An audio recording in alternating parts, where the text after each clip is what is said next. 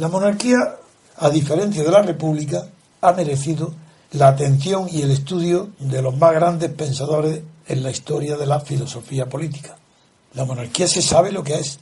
No todos los filósofos que se han dedicado al estudio de la política, entre ellos los ingleses, como es Thomas Hobbes, los que descubrieron lo que es la soberanía y el pacto de unión y el pacto de sujeción del pueblo a un soberano, pues desde mucho antes de ellos, ya desde los 6 libros de la República, del francés Baudin, la soberanía es la cualidad del soberano, y el soberano era una cualidad personal de un rey. Luego Rousseau, a quien Monedero ha hablado el otro día en la televisión, y el pobre hombre se cree un intelectual, se cree un filósofo, y es verdad que dijo algo que sí, pero que desconoce por completo a Rousseau. Cita en Rousseau una idea verdadera, y es que en el contrato social Rousseau, como hace al pueblo soberano, lo compara con los reyes soberanos y pone el ejemplo precioso, con una poesía en la literatura extraordinaria. Pone el ejemplo que el rey, en los salones de la corte, cuando está ausente, pues los duques, los marqueses, los condes brillan con luz propia, son las estrellas y son admirados y respetados. Aparece el rey y se acaba todo, ya no hay más que rey que el sol, y que es el soberano, él, el rey, nada más. Pues él dice, del mismo modo que cuando está presente el soberano, sobra todo lo demás, es el rey, del mismo modo, cuando está presente el pueblo, a quien él ya considera revolucionariamente que es el soberano, desaparece la representación.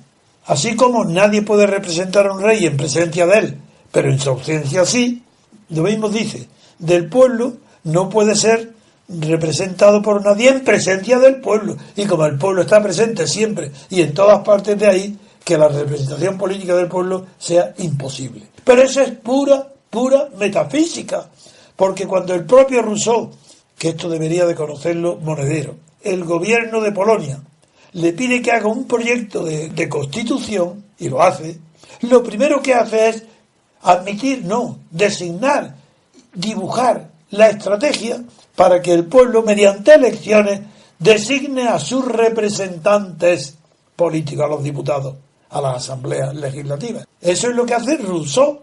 Una cosa es que piense en el pueblo como si fuera no un rey, el soberano, sino Dios, porque la voluntad general, en la del contrato social, cuya idea la toma nada menos que de la metafísica, no de la teodicea de Malebranche, la toma de Dios. De ahí viene la idea de Rousseau. Esto no lo sabe Monedero. Son profesores que han leído, pero como no tienen una gran formación, ni tienen método, pues no saben que Rousseau, esa idea de la voluntad general, viene de Malebranche. Ni saben que Rousseau, cuando le piden en concreto para un país como Polonia un sistema de gobierno, admite la representación hasta el punto que él regula el modo como deben ser designados los representantes del pueblo. Pero en cambio, en la síntesis que me propongo hacer hoy, es de la monarquía. Y la monarquía, entre todos los grandes defensores que ha tenido, desde Bossuet, la monarquía en Palma, con las teorías del testamento religiosas, es el representante de Dios en la Iglesia. En Inglaterra está el patriarca, Filmer, que es se opone a las ideas de Locke, mejor dicho, el que escribe Locke contra Filmer, que la obra del patriarca. Pero hay un autor alemán a quien se debe la verdadera teoría de la monarquía moderna, que la monarquía moderna se llama monarquía constitucional, que no es la inglesa.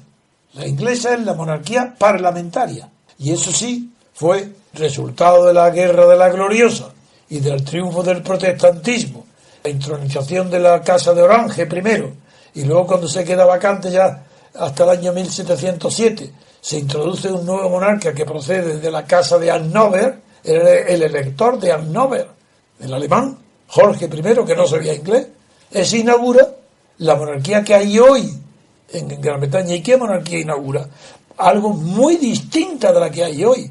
La que hay hoy es una degeneración de la monarquía que se inaugura en 1707. Porque según aquella monarquía original de 1707, era la misma monarquía que en Francia va a constituirse cuando, después de que el rey Luis XVI intenta huir y huye, pero lo ha sorprendido, no lo dejan escapar a Austria para desde allí con el ejército de su cuñado Leopoldo invadir Francia, cuando lo sorprenden en Varennes y lo obligan a retroceder, y todos los revolucionarios inventan la fechoría, el crimen de decir que no había huido, que había sido raptado, incluida la izquierda revolucionaria. Bueno, después de eso obligan al rey, tiene que aprobar la Constitución. Y al aprobar la Constitución aparece por primera vez en la historia una monarquía constitucional. ¿Qué significa? ¿Qué diferencia hay entre la monarquía parlamentaria y la monarquía constitucional? La que se inicia a principios del XVIII en Inglaterra es una monarquía parlamentaria. Como el rey Jorge I no sabe inglés, tiene que confiar en el más hábil y más aventurero y más listo de los diputados que sacan escaños en Inglaterra, que es Walpole.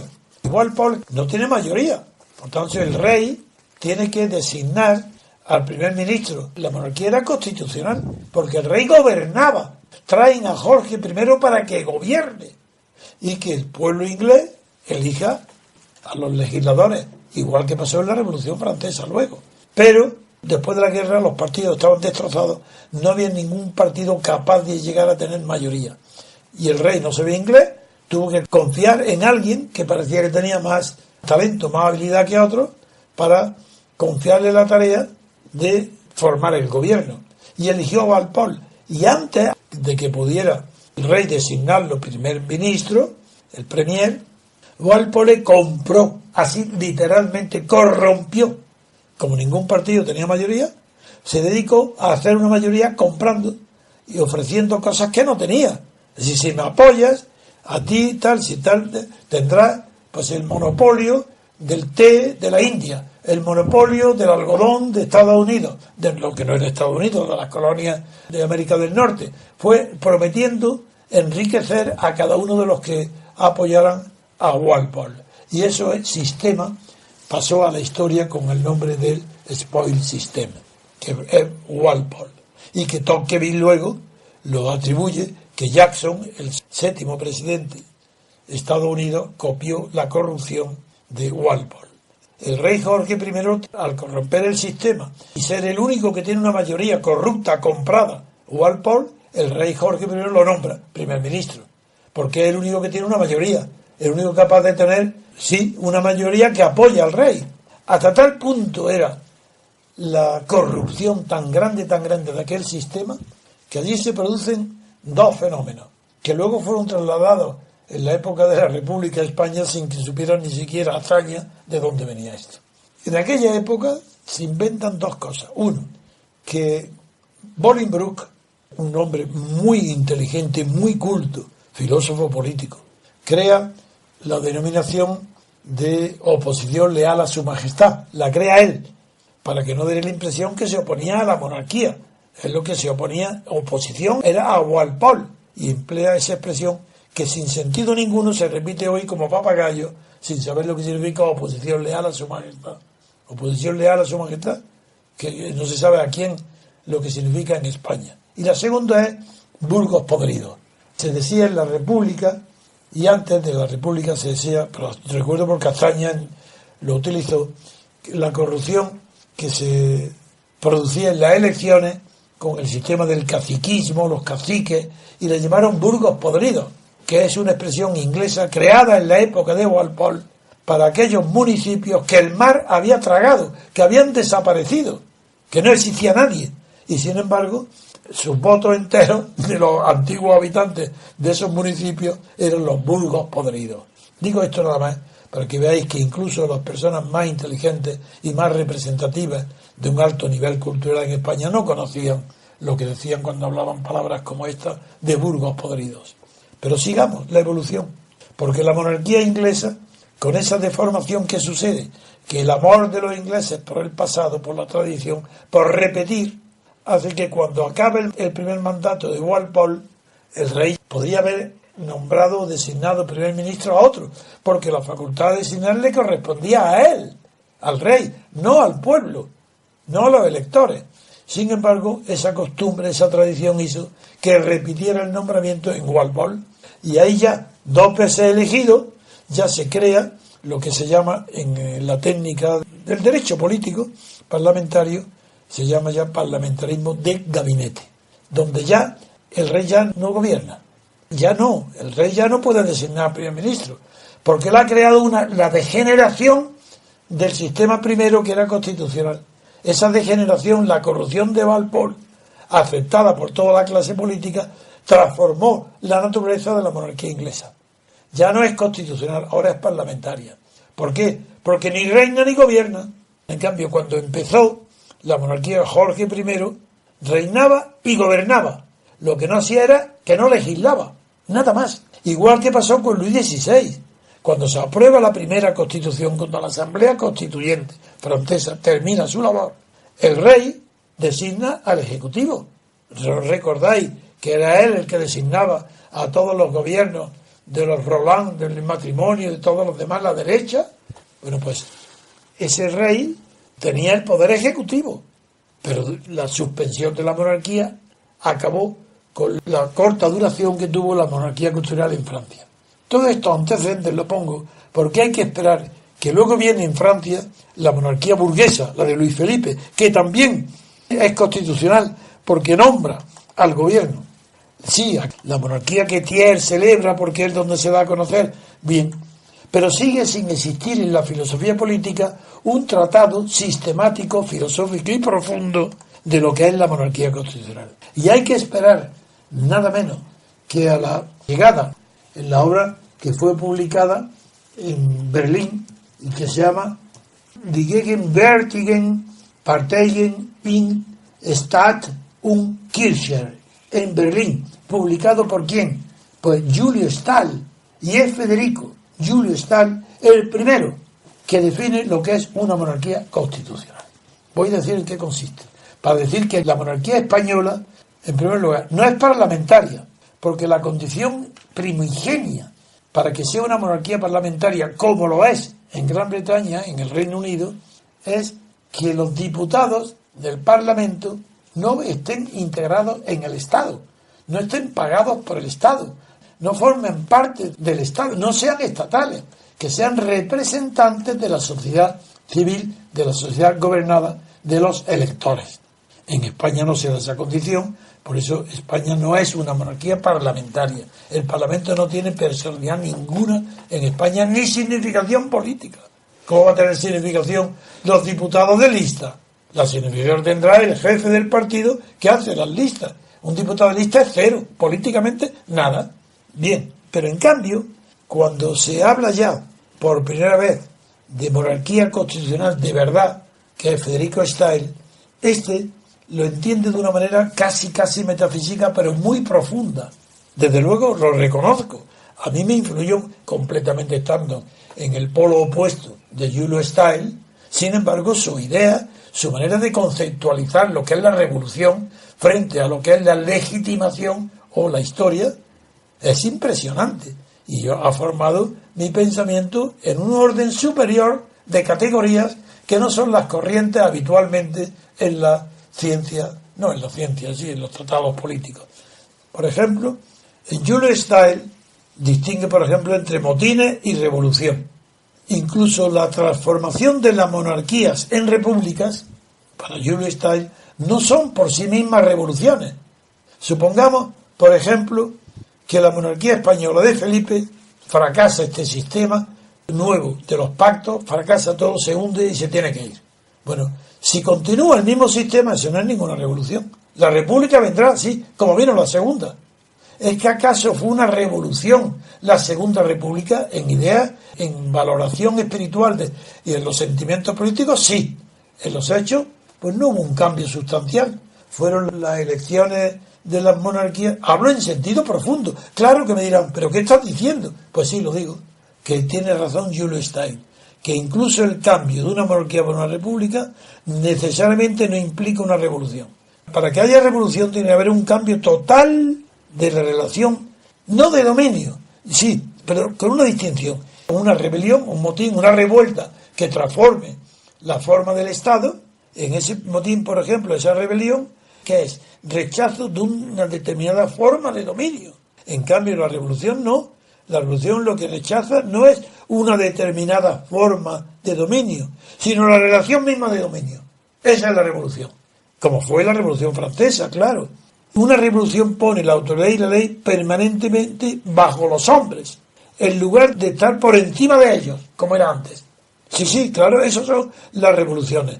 La soberanía de la voluntad popular, el desmembramiento del orden social tradicional, la supeditación de las instituciones a los derechos humanos, en lugar del establecimiento de los derechos humanos partiendo de las instituciones. Eso es revolución. Esas son palabras casi literales de Julio Stalin. Pero es más, por ejemplo, hay uno de los más conocidos escritores de la Revolución Francesa y que fue también primer ministro, Guizot, que alternó su prestigio cuando Thiers también lo adquiría el suyo. Pues Guizot, en su ensayo sobre la revolución, decía y explicó por qué la revolución fue un éxito en Inglaterra. Hablaba, claro, de la revolución de Cromwell, de la Primera República, de la decapitación del rey, y Guizot explica por qué fue un éxito en Inglaterra y un fracaso en Francia. Y la explicación es bastante original. Si Guizot situó en el movimiento por la libertad la diferencia que era cristiano en Inglaterra, mientras que era ateo o irreligioso en Francia. No es verdad, pero un fundamento muy serio tiene cuando alguno de los más grandes historiadores de la Revolución Francesa cree que el error de la Revolución fue no haber convertido al catolicismo en protestante, en hugonote. Pero además de eso, también Guizot señala la diferencia entre Inglaterra y Francia para que en uno triunfe la Revolución cromwelliana, la de la libertad en realidad, mientras que en Francia fracasara, es que el orden jurídico en Inglaterra era germánico, en Inglaterra, mientras que en Francia, como en España, era romano. Pero él le responde a Jules Style, a Guizot le dice, un momento, es que la revolución que usted considera, Guizot, que alcanzó éxito en Inglaterra, es que alcanzó éxito porque no fue revolución. Esa es la conclusión de Style. Lo que en Francia se entiende por revolución no existió en Inglaterra. La rebelión bajo Cromwell se asemeja a la revolución, pero no tuvo la base fundamental de la alteración del orden, de las jerarquías sociales, como pasó en la Revolución Francesa. En todas partes, la revolución sigue el curso siguiente. Eso ya es la tesis de Jules Style, que es muy original. El Partido Liberal se pone a la cabeza del movimiento y la lleva a cabo. Derroca la monarquía y la aristocracia, haciéndose así con el poder, pero a su vez es derrocado en poco tiempo por el Partido Democrático. Esta es, como ve, la evolución de las revoluciones que descansan en el principio revolucionario y no el principio de legitimidad, que es el que sostiene a las monarquías. Pero es una monarquía constitucional para Jules Style y para mí, es aquella que donde hay separación de poderes. ¿Hay en España separación de poderes? No, luego no hay monarquía constitucional.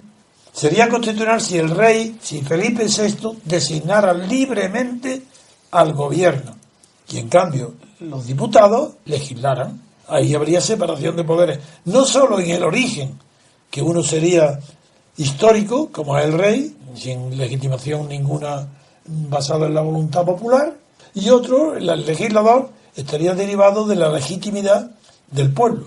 Pero eso no es lo que hay en España, por tanto, los que llaman monarquía constitucional en la universidad y catedráticos es para suspenderlos y echarlos de las carreras. Y si es que no saben de derecho nada, es que le digo a los estudiantes, no vayáis a clase, boicotearlos, si os están engañando, si no saben lo que es una monarquía constitucional, ni parlamentaria. ¿Qué es lo que hay en España? Pues una monarquía de partidos, así. ¿Y quién lo define? ¿Yo? No, de ninguna manera.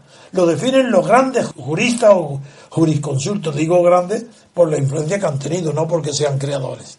Los alemanes, los que defienden el estado de partidos de Alemania después de la Segunda Guerra Mundial, los que defienden lo que hay hoy en España, llaman estado de partidos. Y a una monarquía como la española le llaman monarquía de partidos. Es decir, monarquía de los partidos. El pueblo no tiene nada que ver aquí con esto. Por eso se puede explicar cómo es posible que Juan Carlos, rey, antes los españoles, en mayoría inmensa de los españoles, después de Franco, apoyen la monarquía de Juan Carlos, no porque sean monárquicos, dicen todos, sino porque somos juancarlistas. ¿Y qué pasa hoy con las encuestas que acabamos de ver?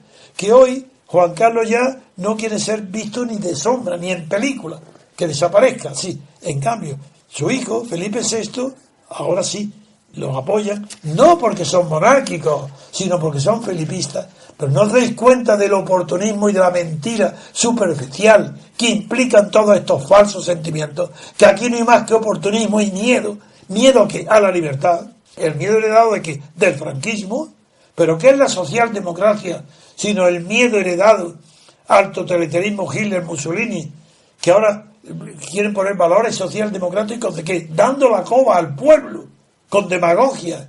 Esto es la monarquía que hay hablando en Felipe.